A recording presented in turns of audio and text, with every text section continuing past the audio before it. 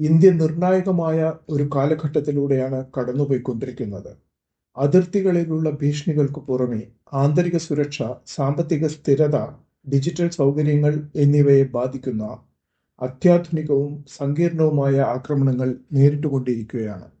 എല്ലാ ഇന്ത്യക്കാരും ഇവ വ്യക്തമായി മനസ്സിലാക്കാൻ ശ്രമിക്കേണ്ടതും അതിനനുസരിച്ച് പ്രവർത്തിക്കേണ്ടതും ആവശ്യമാണ്.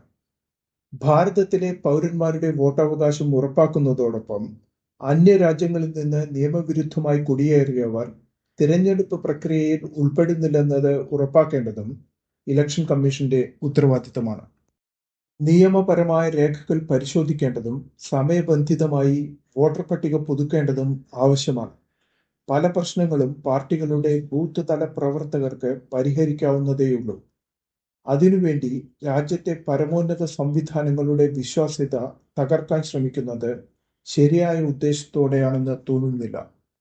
ഓഗസ്റ്റ് 27 മുതൽ ഇന്ത്യയിൽ നിന്നുള്ള പല ഇറക്കുമതികൾക്കും 50% കൂടുതൽ ടാരിഫ് അമേരിക്കയിൽ നിലവിൽ വന്നു.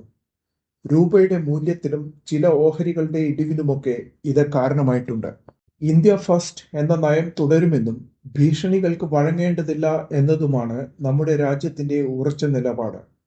ഭാരതം കൂടുതൽ കരുത്താർജിച്ചു മുന്നേറുമെന്നും നമ്മുടെ പ്രധാനമന്ത്രി പറഞ്ഞിട്ടുണ്ട്. അമേരിക്കയുമായുള്ള പല ബന്ധങ്ങളെയും ഇത് ബാധിച്ചേക്കാം. കൂടുതൽ രാജ്യങ്ങളിലേക്ക് കയറ്റുമതികൾ വ്യാപിപ്പിക്കാൻ ഇന്ത്യ ശ്രമിച്ചുകൊണ്ടിരിക്കുകയാണ്. സ്വാതന്ത്ര്യലബ്ധിക്കു ശേഷം ഇന്ത്യക്ക് തുടർച്ചയായി സുരക്ഷാ പ്രതിസന്ധികൾ നേരിടേണ്ടി വരുന്നു.